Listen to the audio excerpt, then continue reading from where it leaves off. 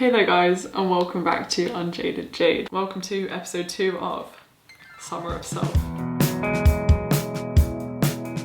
There are only 2 rules for this series. One is you need a cute drink of some kind. Today I've got chamomile tea. And the second is that there will be some journal prompts at the end of this video, which you can go away and do if you'd like to explore the topic in more depth with yourself. Something which I talk a lot about is feeling happy in your own company. I made videos like taking myself on a date or solo traveling or embracing time alone and being happy in your own company, which is why I think it's so important to talk about something that I don't really talk about: loneliness. Loneliness is such a weird one because the times I felt lonely, I think I can split them in 2. One is where I've been physically alone and therefore felt this sense of there's no one around me, no one to hear my musings about this film, just craving human attention in some way. And then the second is where I'm around people, but for whatever reason, I don't feel like I'm connecting with them, or there's this lack of depth, which is really hard to describe if you've never felt that. It's like you're there with people, but you're not really. You feel like they don't understand you, or you don't understand them, and therefore that makes you feel isolated. Today I'm going to talk about times I have felt most lonely in my life, but more than anything I'm making this video to make you feel valid if you feel lonely, because loneliness sucks. And it also has this weird embarrassment around it when you feel lonely. Like, you feel like if people knew you were lonely, that people would not want to hang out with you even more, or that you're just really desperate for attention, so therefore you hide your loneliness. But then that kind of just makes you more lonely because you're being even more inauthentic to how you actually feel. Speaking of experience. Okay, so one of the first times I ever felt most lonely in my life was in my gap year. I moved to London for a month-ish. It was my first time moving out of my family home. I was living completely alone, not with housemates. It was student accommodation, but the kind of student accommodation where you don't really talk to other people. Like, everyone has their own solo apartment. And essentially my one purpose for these 5 weeks was to be a YouTuber and to allow myself creative time to experiment. But in reality, I just felt cripplingly lonely. I had so many days where I sat in that room, in that little apartment, also kind of beating myself up for not having friends and not exploring this amazing city that I was lucky enough to live in, and spending the other half of the time beating myself up for not making more creative, incredible content because I had literally given myself the time in my gap year to spend on my YouTube channel, and there I was hardly putting any time into it because I was just lonely. The sadder I got, the less I wanted to talk online. Something I find about YouTube as a job, as a hobby, is it's a very lonely job.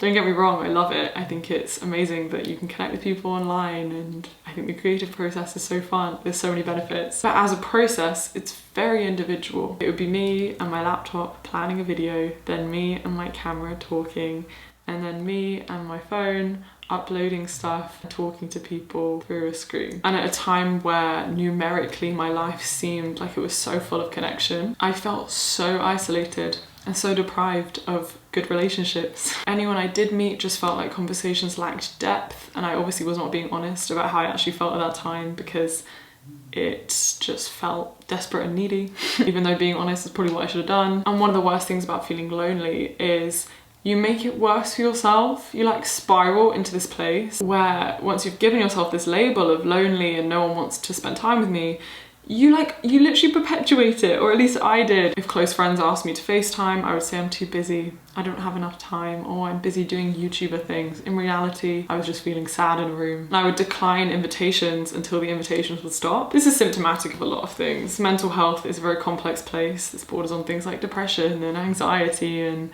a whole multitude of not fun things to experience. But at its root was this feeling of isolation and loneliness. And I felt so angry at myself too, because it just felt like I was in such a privileged position to be able to afford this 1 month where I lived in London, in one of the best cities in the whole world, and I was just wasting it. I didn't feel like I could tell my family because it felt too embarrassing to admit. But I just really wanted people. I just really craved connections, and I didn't feel like I had any. A second time I felt very lonely was actually when I went to France on my French exchange. I don't know if you saw my vlog. In general, I had the most incredible experience. I loved it. I wouldn't trade it for the world. But there were moments where I felt, again, like I had no one. Because when I didn't speak the language fluently, all my interactions lacked depth. They were small talk niceties because that's all I could really say in French. I don't regret the experiences there. I made amazing friends. If I could relive the experience again, I would in a heartbeat. But there were just moments which made it really tough. I think nowadays I've really worked on what a support network means to me and what deep connections mean. I've made such an effort to nurture friendships when I'm in a better place and to get friends to understand my needs as a friend that I don't experience loneliness nearly as often as I have done in the past. But I just know what a crippling feeling it is.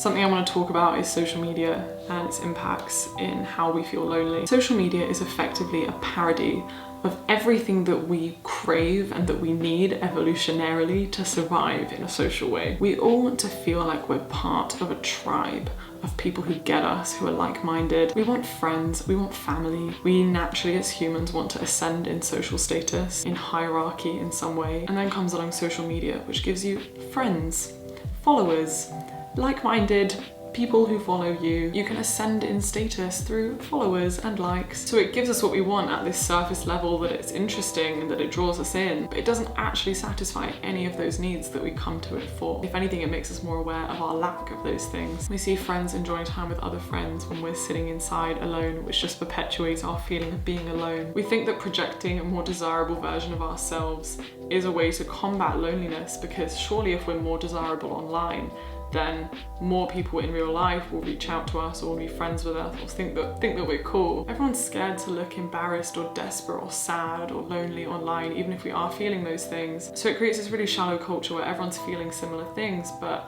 no one sees anyone feeling them. So then you just think you're alone, but then every single person is also feeling those things. So every single person is feeling alone, even though the projection that we're giving others is causing their loneliness, just like their projections are causing ours. I just think so much about this. How is society like this?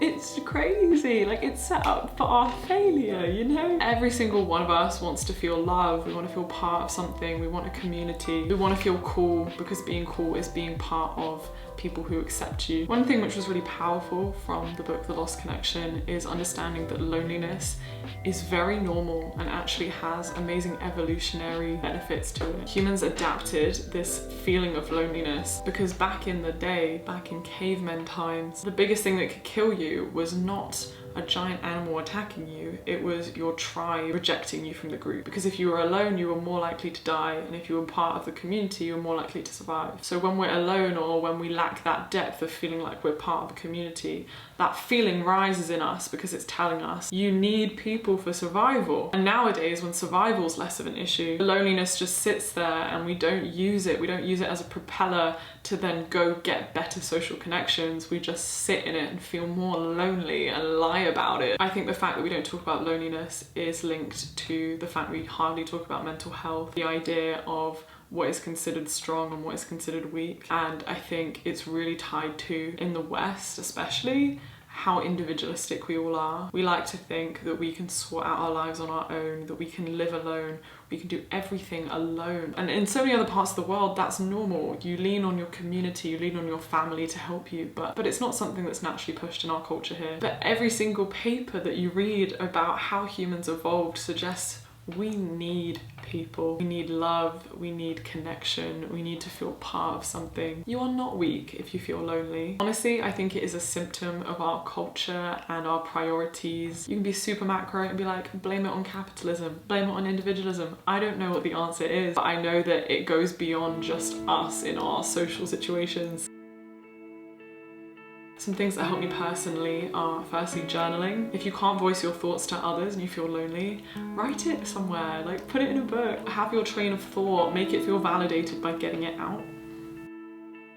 Secondly is meditation and spirituality. I'm still very much on my spiritual journey and I do find myself a natural skeptic, but I know for a fact that working on things deeper than your appearance, you know, working on whatever you want to call it, energy, your sense of self, meditating just to stop that overthinking and all the voices in your head and come back to being present right now and enjoying your own company, whatever that means to you. That is so helpful to me, and is the reason that I often love being alone, is because I don't feel lonely. I feel like rooted in who I am and where I am right now. So especially if you are physically alone, like you don't have a lot of people around, I think focusing on your inner self is really important. If you've never tried meditation before, I promise it's not that scary. It's basically just you focusing on your breathing. Like, get an app, I'll leave some in the description, or get some on YouTube, try yoga. I promise it's not that scary. And then thirdly, and this is something I want to talk about in another Summer of Self episode, is